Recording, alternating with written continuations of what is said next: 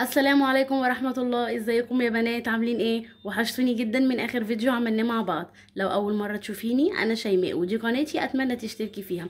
ان شاء الله هتلاقي فيها ولو فكرة او معلومة صغيرة هتفيدك. وما تنسيش اللايك والكومنت بتاعك، وتفعلي كمان زر الجرس علشان يوصلك كل فيديو جديد انا بنزله. وقبل ما نبدأ، اللهم صل وسلم وبارك على سيدنا محمد.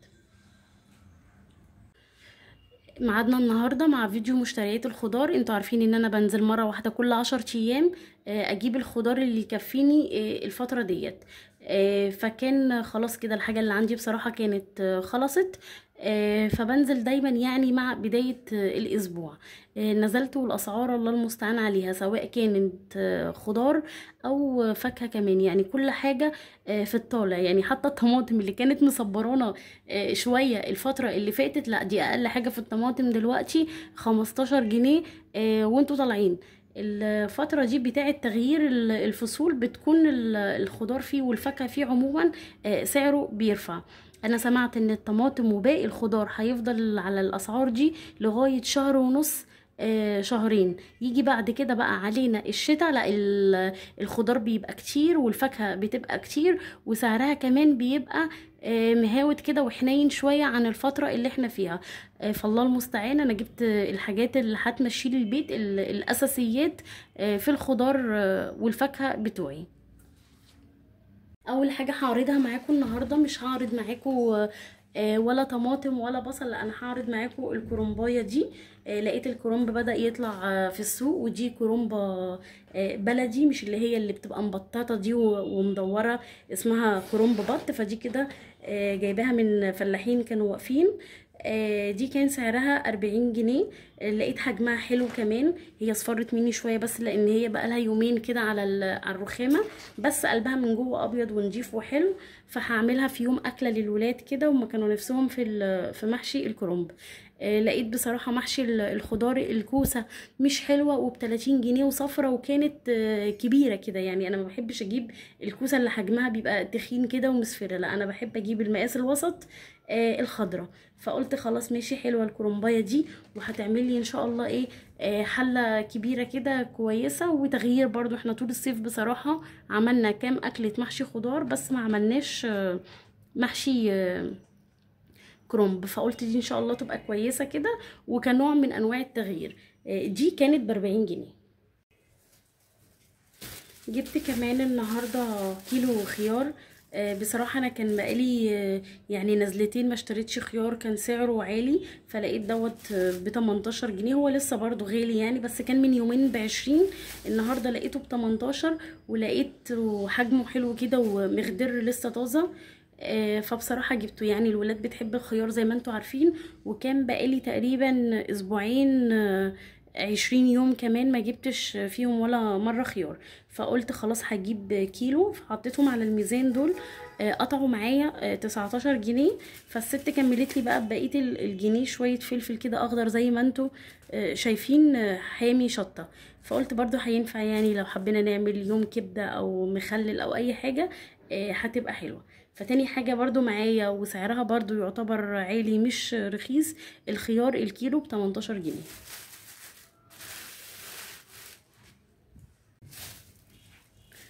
معايا كمان نص كيلو فلفل، وفي كمان الكام شوكولاتايه دول انا كنت شحنه، ودول بالباقي يعني الواحده بجنيه. حلوه مش وحشه يعني، هي حظها ان هي تطلع معايا في التصوير.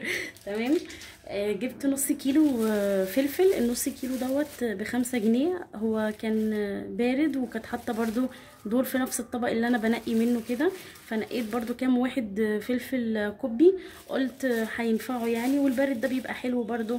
يعني يمشي ايه بديل خيار كده، الولاد بتحب تاكله. يتقطع على جبنه قريش، لتحديقة سمك، لاي حاجه برضو بيبقى حلو الفلفل. ولقيته بصراحه رخيص يعني، يعتبر ده الحاجه الوحيده اللي انا ممكن اكون جايباها رخيصه النهارده. نص كيلو فلفل ب5 جنيه.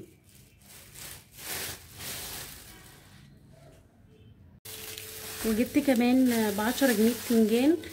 دول كانوا كيلو وربع، يعني قطعوا 3 وحدات، بس انا اخدت واحدة وشويتها بصراحة جنب السمك اللي انا جايباه.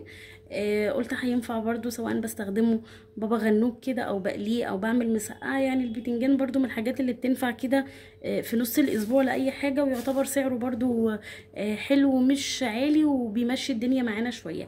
فجبت كيلو وربع ب10 جنيه، الكيلو كان ب8 جنيه. ولما تيجي تنقي البتنجان ما تنقيهاش البتنجانيه اللي تكون ناشفه قوي وتكون قشرتها من بره بتلمع زياده عن اللزوم، حتى هتحسوا ان هي هتبقى تقيله على ايديكوا. انما اللي بتبقى لونها مطفي كده شويه وبتاخد وتدي كده لما تضغطي عليها شويه، دي بتبقى كويسه وما بتشربش زيت معاكي وما بتكونش كمان مبذره من جوه. وبرده معلومه، لما تيجي تقطعي البتنجان علشان تقليه وما يشربش معاكي زيت، ما تقطعوش مثلا لو حلقات كده بالعرض، لا انتي قطعيه بالطول، مش هيشرب معاكي زيت ان شاء الله. جبت معايا كمان كيلو بصل. كيلو البصل دوت عامل 13 جنيه، وفي ناس كمان بتبيعه ب12 جنيه ونص، بس انا حسيت لان ابو 13 جامد كده شويه وقشرته ماسكه نفسها كده، وهو من هنا مقفل كده وكويس. فجبت كيلو بصراحه على قد يعني، هحاول ان شاء الله الكيلو دوت يكفوني طول ال10 ايام. انا زي ما قلت لكم ما اشتريتش اي خضار زياده، كلها حاجات اساسيه ما ينفعش يوم يعدي من غير ما ادخل الاكلات دي، او من غير ما ادخل البصل او الفلفل او الكلام ده كله في الاكله بتاعتي. فدي تعتبر المشتريات الاساسيه للخضار زي ما قلت لكم.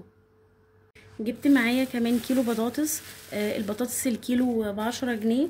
فانا جبت بصراحة كيلو واحد بس، يعني يمشيني على القد كده الاسبوع دوت ولا ال10 ايام دول.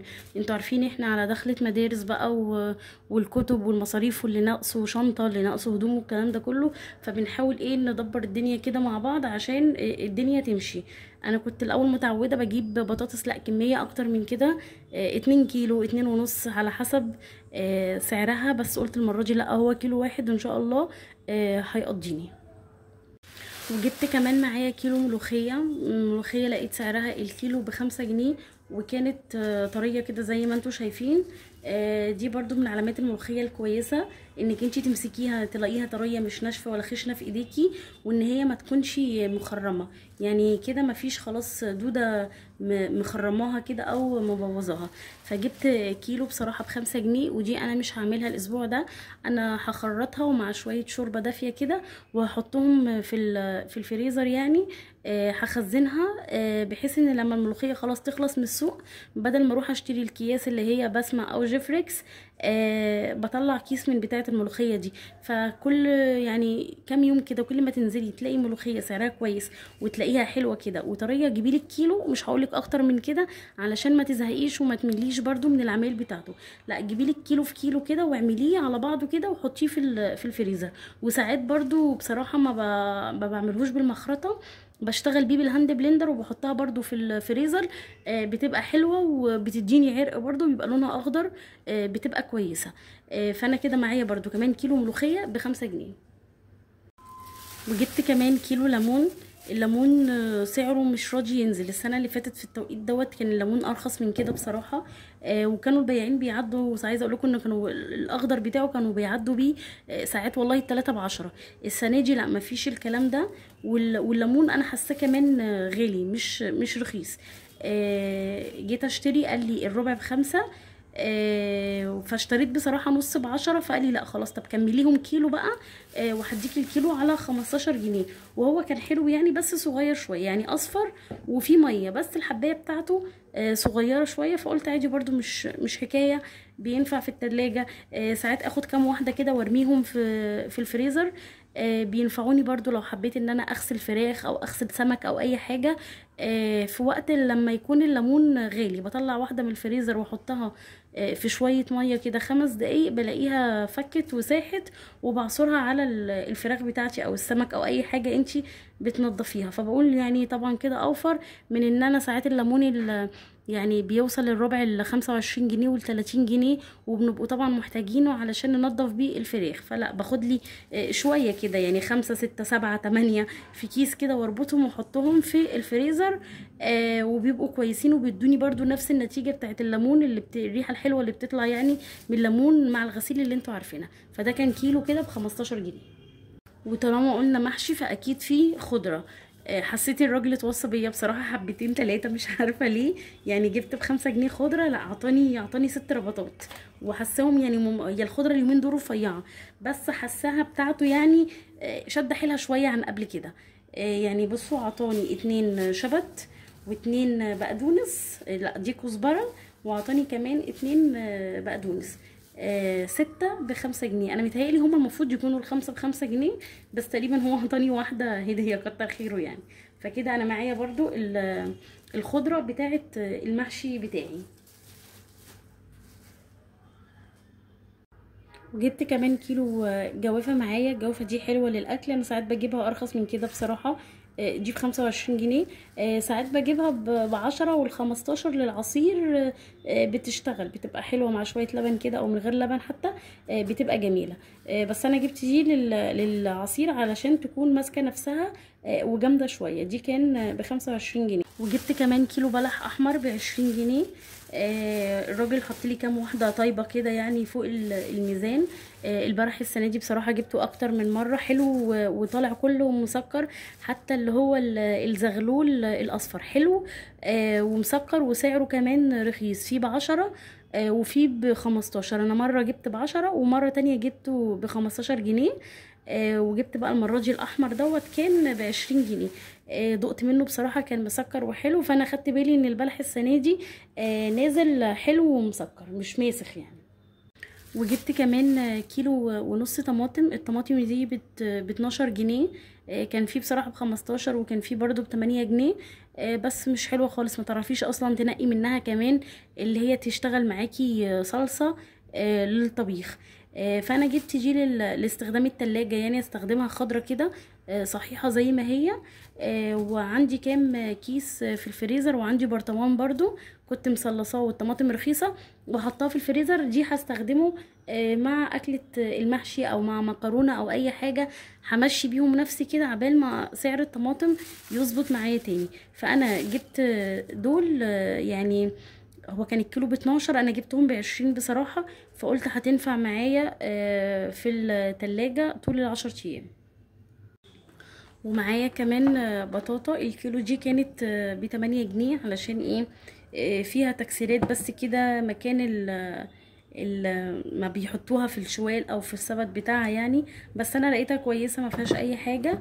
وحجمها برضو مناسب معايا. انا بحب الحجم اللي هو يعني ما يكونش تخين، لا الحجم ده بيبقى كويس معايا. وبيظبط معايا كمان في الاير فراير لما اجي اسويه. انا تقريبا معايا في كل مشتريات للسوق بجيب بطاطا. البطاطا من الاكلات الحلوه المغذيه والمشبعه كمان. وكسناك حلو للولاد يعني، بدال الشيبسات والحاجات اللي ملهاش لازمه دي كلها. فجبت دول كانوا كيلو ونص. الكيلو كان ب8 جنيه تقريبا. هي دي كده كل المشتريات بتاعت الخضار بتاعتي. كلها حاجات اساسيه ما ينفعش اي بيت طبعا يستغنى عنها، وبتدخل في كل الاكل بتاعنا اللي احنا بنعملوه كل يوم. ما جبتش خضار ان هو يتطبخ كتير بصراحه. يعني ما جبتش باميه، يعني حتى الملوخيه اللي انا جايباها دي فانا هخزنها في الفريزر، مش هستخدمها الاسبوع ده. هي الحاجه الوحيده اللي ممكن تبقى اكله معايا في اليوم وتمشيني الكرنبايه اللي انا جايباها. يا رب الفيديو يكون عجبكم وعرفتم الاسعار اللي موجوده في السوق اليومين دول، واستنوني في فيديو جديد، ومع السلامه. السلام عليكم ورحمه الله وبركاته.